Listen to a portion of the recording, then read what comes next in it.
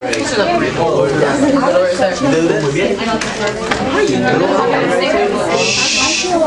the volume down. Hi, Dave. Here. Daniel. Here. Bailey. Here. Jay. Here. Sabrina. Here. Chris. Here. Young. Here. Caitlin. Here. Chris. Here. Lauren. Here. Yana. Here. Nicole. Here. Brian. Here. Bradley. Here. Liv. Neil. Where's Neil? He's here. He's out in the bathroom. Thank you. Emily. Here. Amanda. Here. Jamie is absent. Morgan. Here. Tyler. Here. Sarah. Here. Bill. Here. So we're all here for Jamie.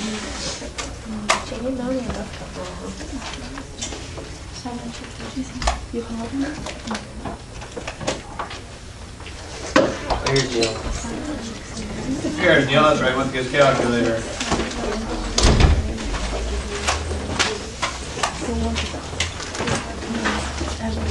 So, how was homecoming? You loved homecoming. How many of you are all rested and ready to work? Me? Bradley's rested and ready to work. Good, how about the rest of you? My phone and my stuff and they rang in the middle of the night at 1 o'clock. So, how long until the end of the quarter? 2 weeks. Yeah, it's really, I mean, if you consider, it's closer to 3 weeks. It's 2.5, but it's closer to 3. That's not this Friday. It's not the following Friday. It's, well, the Thursday after that. That's how close we are to Thanksgiving. That's how close we are to the end of the quarter. Oh. It's October 15th. What is the last day of the quarter? November 1. So basically half a month. You've got 15 days, which I guess is closer to 2 full weeks. So you're going to have to keep up your efforts. Don't let your grades slide. If you're having trouble in a class, now's the time to get on top of it. It just gets harder the longer you go. So, last time we were together we did 3x3 systems. I am not interested in your homework 3, 3, 3, 4. I've comped everybody that, so you don't have to turn that in. So 3, 3, 3, 4, which was on inequalities, and which was graphing inequalities. Why are people talking when I'm talking?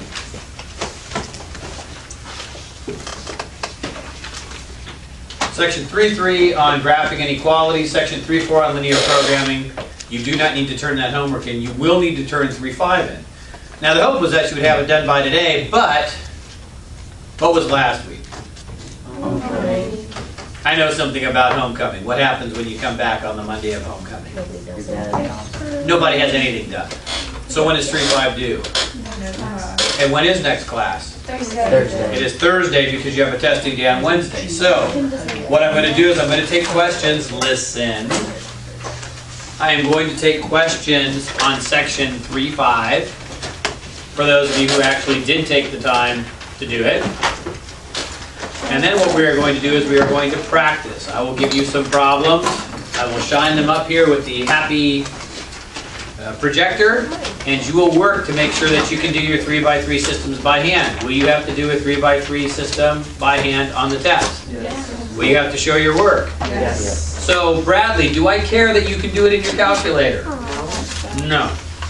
You'll have to be able to do this by hand. If that goes really well, and I kind of hope it does, then maybe what we'll do is we'll back up and do a little more practice with linear programming.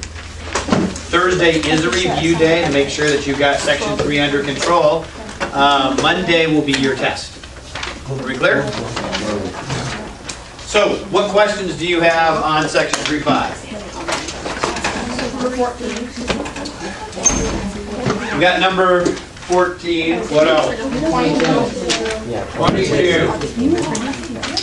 All right.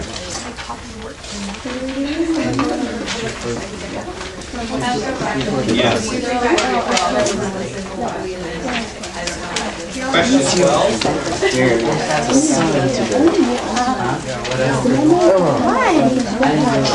3-5. And I was also asked for question 12. Now, so we'll start with 12. Ida, since you asked for 12, read it off.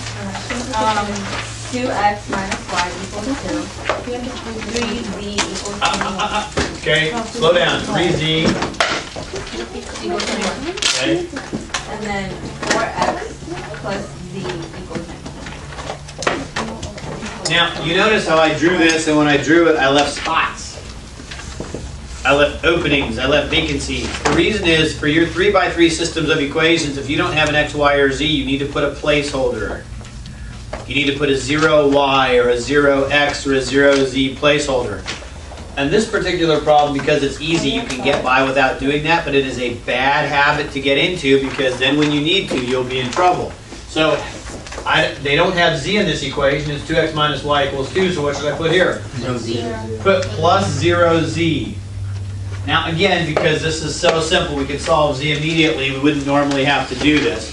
But for practice, let's get in the habit of putting placeholders in place. So what do I need here? 0x. I need 0x plus 0y. 0y. What do I need here?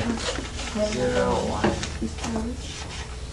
Now in this case, this is really very easy for us because we have 3z equals 21. If 3z equals 21, what's z? 7. Z is 7. So I can immediately back substitute. So I look at my two equations and I say, do I have z's in those equations? Yep. Well, I have 0z here, so it's not going to help me there. But I have z here, right? So if I have 4x, I'm going to go ahead and drop out the 0y just because I'm doing substitution now. So I have 4x plus z is 19. I'll go ahead and substitute 7 here. 4x equals 12. Very good, Jay. That's 4x equals 12. X is? 3. Okay, so x is 3. Does that help me up here? Yeah. Sure. I don't need the z. If I plug 3 in here, I get 2 times 3 is 6. I have 6 minus y equals 2. What is y? Y is? 6 minus 2? Okay, if I subtract 6, it's going to be 4, right? 6 minus 4 is 2. Hopefully I don't have to do too much algebraic work. That's one I can probably do in my head.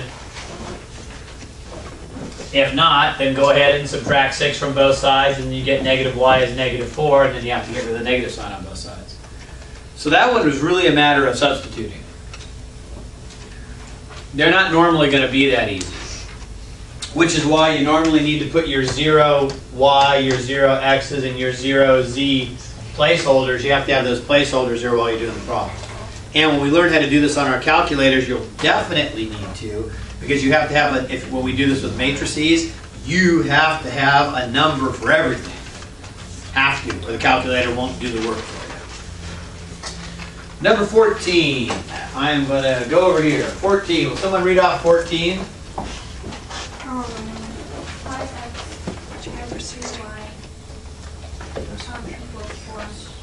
Okay, so I'm going to put plus 0z equals 4. 3x add 4y.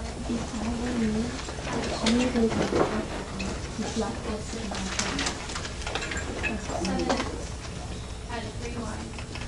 Add 4z equals 29. That's kind of sweet. So our first step on a 3x3 equation is to decide what variable we want to get rid of. What variable would you like to get rid of, Yang?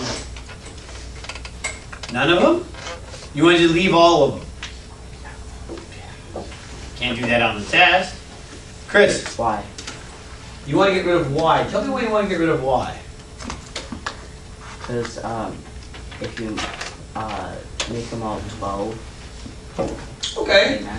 Chris suggests that 2, 4, and 3 all have a pretty nice low multiple, 12.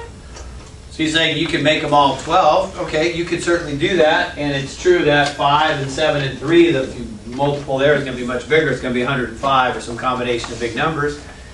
When I look at it though, I already got z eliminated for me in this one, right?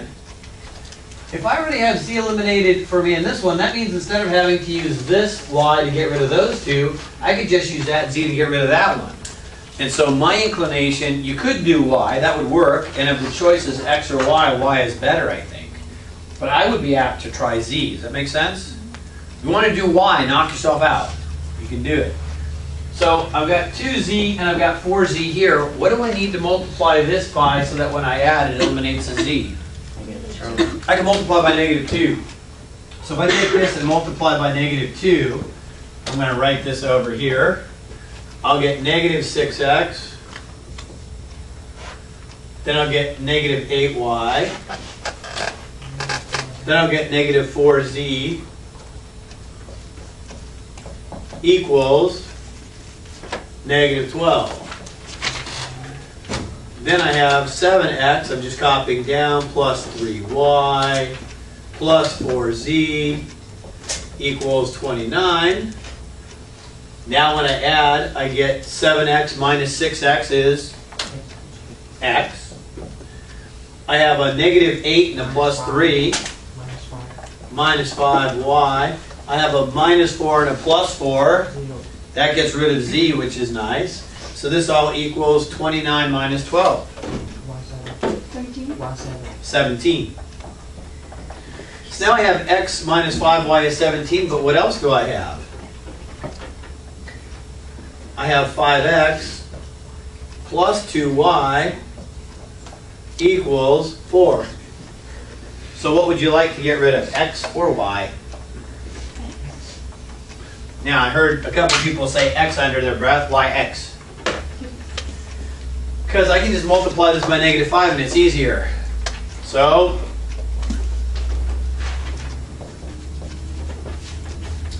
and I'll just move these over here since I have room. -5x plus 25y equals 17 times -5, 50 and 35, -85. You got a face on you right now, Bailey. What does that mean? Nothing.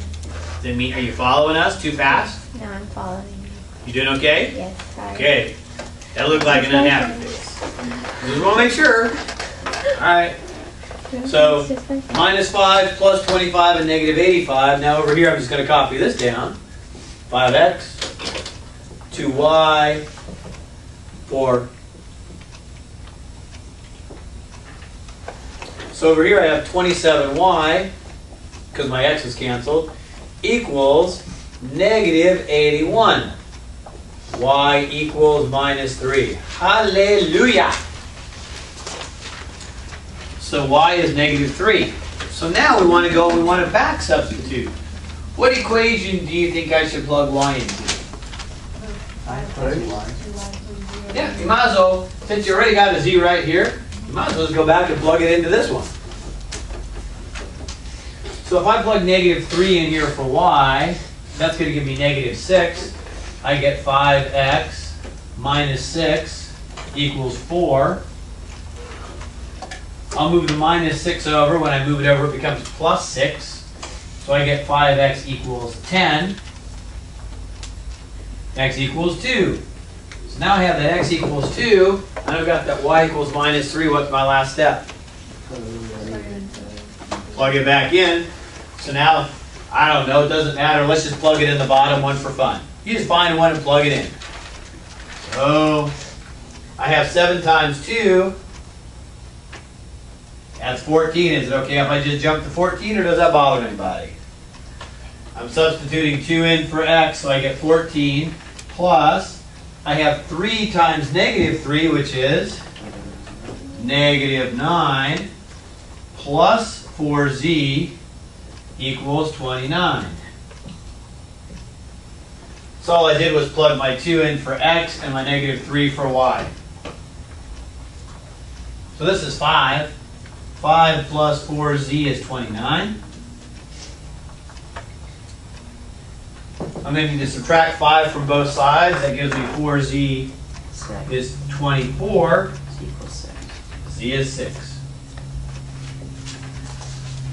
X is 2, y is minus 3, z is 6.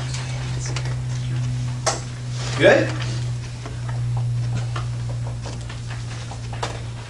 So pretty much what you're doing is you just get three equations, you just pick a variable to solve for whichever one is easiest. Yes. And then you use that variable, plug it in and solve another variable. And then once you have two variables, you just pick an equation and you solve the last variable and do that. Yes. Okay. Now, here's the trick though, just to be clear. When you pick an equation, normally I don't have a 0 here. This made the problem easier. Let's say this had a number here like, let's say that this was 1z. If this were 1z, since z is 6, that would be 10. Then, and I have a 0 there. When you choose an equation, you say, okay, I'm going to use this one to eliminate the z and this one and this one. You have to be systematic about it. A lot of times what happens is people say, well, I'll just pick two equations. So they pick this one and this one, and they work it out, and then they come back later and they go, I think I'll pick this one and this one.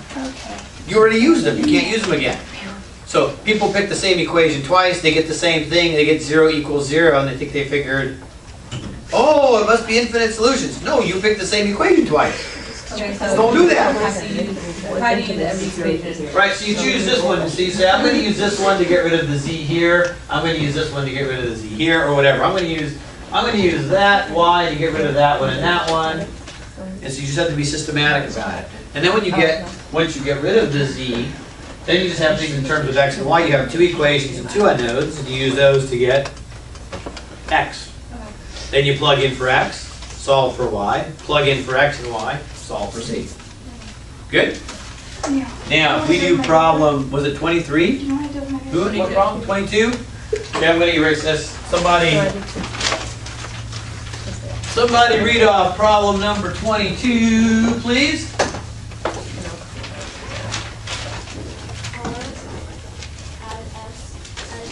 R add S add T equals 5. 2R subtract 7S subtract 3T Plus 3T? minus Minus 3T, thank you. equals 13. And 1/2 R minus 1/3 R, S, sorry. Add 2/3 T equals -1. Okay. I'm guessing people didn't like this because of the fractions. Is that the issue for people, or? Yes. So get rid of them. Neil, you like fractions? No. So what would I have to multiply by to get rid of the half? 2. What would I have to multiply by to get rid of the third? 3. So how about if I just multiply it by 6 and be done with it? How about if I just say, I hate fractions, I'm multiplying by 6. We can make a song out of it. So, Neil, since you hate fractions, help me here. What is 6 times a half? 3, so I have 3R. What is 6 times negative 1/3? Minus 2, so that's minus 2S. What is 6 times 2/3? 4. It is 4, thank you. The 6 and the 3 cancel, so I get 2. 2 times 2 is 4. What is negative 1 times 6? Negative 6. Now, I ask you, what do you like better? This or this? So here's what we're going to do. Watch this. It's a wonderful device. It's called an eraser. And now I'll just write this up here.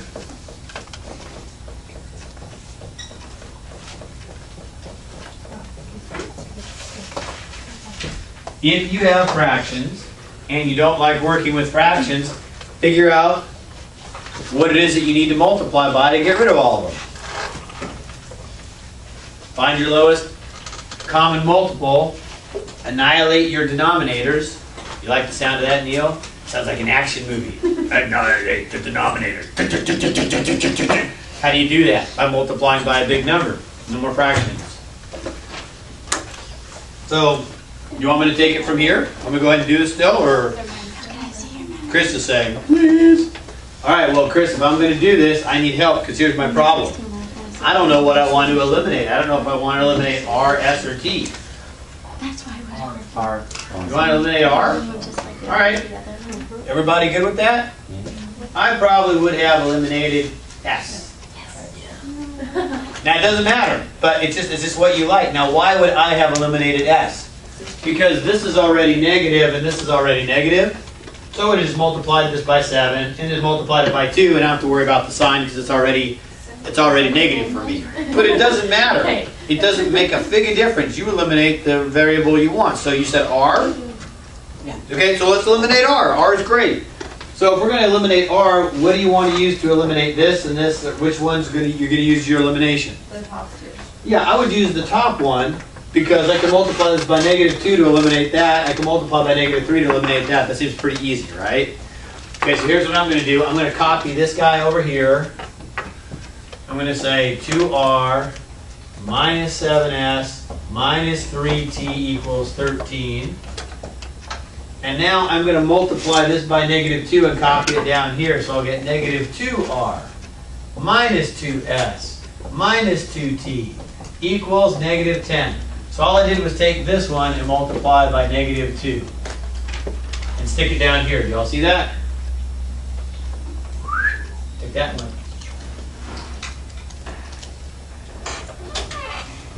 Now I can add them. The R's go away. How many S's do I have? Right, I got -9 S's. Good. How many T's do I have? -5. I got -5T equals +3. Which tells us immediately something interesting. What does it tell us immediately if we're paying attention? Negative, negative, positive. Negative, a negative, a positive. What does that tell us about either S or T, or both? Either S or T has to be a negative number. If S and T are positive, that would be negative. So either S or T better be a positive number or a negative number, so I get negative times negative to be positive. You follow? So either S or T better be a negative number or we boogered something somewhere. That's kind of information I just file in the back of my mind later. So after I figure everything out, if S and T are both positive, ooh, I made a booger somewhere. Okay, so that's our first equation. Now, I'm going to go ahead and move this guy over here. 3R minus 2S plus 4T equals -6. And I'm going to take this equation again and put it down here. What am I going to multiply by? -3. I'm going to multiply by -3 because we're trying to get rid of R again. So I just have S and T. So I'll multiply this by -3. I'll do this times -3. I'll put it down here. So I'll get -3R minus 3S minus 3T equals -15. Now you know the dumbest mistake I always make? And you're not going to make this mistake. I'll tell you the dumb mistake I make. I'll multiply by -3, -3, and I'll forget to multiply that by -3. I'll just copy it down. I did that. If I'm going to make a mistake, that will be the dumb mistake I will make. Don't do that. I did that too. Okay, well then I feel better now. I'm in good company. No. If I'm going to make a mistake, that's the dumb mistake I'll make every time. I fixed it Or though. the other dumb mistake, equally dumb mistake, I will copy the problem down wrong. That's just great. All you got to do is get one minus sign or one plus sign wrong, and the whole problem's messed up. All your work is for nothing. Don't do that. When you write a problem down, check the problem and make sure all the positive and minus signs are right. Make sure that all the coefficients are correct, or you just waste a lot of time and it's really frustrating. All right, let's add this up. Sarah, help me out here. What happens when I add these two? They go away, 0. Great. What about, excuse me, what about these two? I get -2 and -3. -2 plus -3 is -5. Right, we're adding, not multiplying in this case. How about +4 and -3? +1t, excellent, equals, I've got -15 and -6. -21. So now I have these two equations. I've got this one, and I've got this one. I'm going to copy that guy over here now. which is why if you're going to do 3x3 systems of equations, I highly recommend a whiteboard. If you only have white paper, then you just have to be neat. And what I would do is I would label this. This is 1, this is 2, this is 3. And label everything so you can go back and look at your work. So I'm copying over minus 5s plus t equals negative 21. What variable do you want to get rid of? T. I want to get rid of t also. Good idea, Bradley. How shall I do that? T multiplied by 5 for the bottom. I'm going to multiply the bottom by positive 5. 5 times minus 25 times 5 times minus 5 is negative 25. 5 times t is 5t. 5t. 5 times minus 21 is negative 105.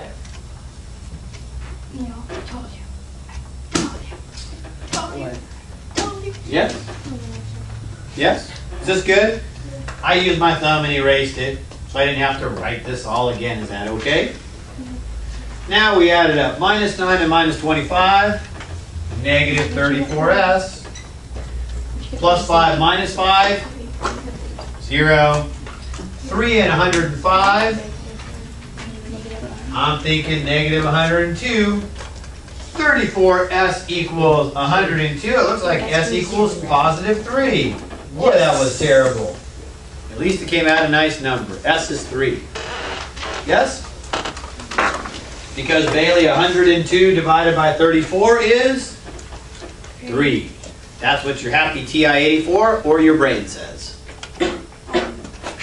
Now, how do we find t? Can we use a negative 5s plus t then? Sure. We want to take this and plug it back into an equation. How about if we plug it in over here because it looks smaller? So if I plug 3 in, I get minus 5 times 3 plus t equals negative 21. Minus 15 plus t equals negative 21. That's a t. Goodness gracious. What does t equal? Negative 6. T equals negative 6. Woo! 2 down, 1 to go. How do I get my third variable? I'm going to go back, and I'm a lazy boy. I'm going to use the first equation. Why? Because it's easy, and easy sounds good. I don't know what r is yet. So I have r plus, I'll plug in s. I'll plug in t. R plus 3 minus 6 equals 5. That becomes r minus 3 equals 5. 10. I think it makes r 8. Alright. Got it right. S is 3. R is 8. T is minus 6. Boy, that was yucky. Everybody say yucky. Yes. Yucky. You're allowed to say that. Yucky. Can you do this? Yes. It is a matter of being systematic. It is a matter of choosing one equation and saying, okay, I'll get rid of the variable in these two, and then taking those two and getting rid of another variable, back substitute. The process isn't that hard. You have to pay attention to details. And you can't make dumb mistakes. It's really hard to find dumb mistakes. If you make a mistake on one of these steps, it is really a pain to go back and get it. So go slow and do it right the first time. I think I left the paper again. I left the paper again. Don't worry about the just yet. I see. Are we good? Shall we get a little more practice doing this? I just wanted to get I'm going to turn on the projector. Yeah, if you need to go ahead and take Dino. You can go over to Access and check on your paper. Here's what I'm going to do. I'm going to shine some problems up on the board here for you to practice. What did you get? And you know, we don't need to get this on video for now. Bailey, would you go ahead and just hit the red button there to stop the recording? Where? It's on the bottom left of the, if you look at the view screen there, the pretty LCD screen, there's a red dot in the lower left.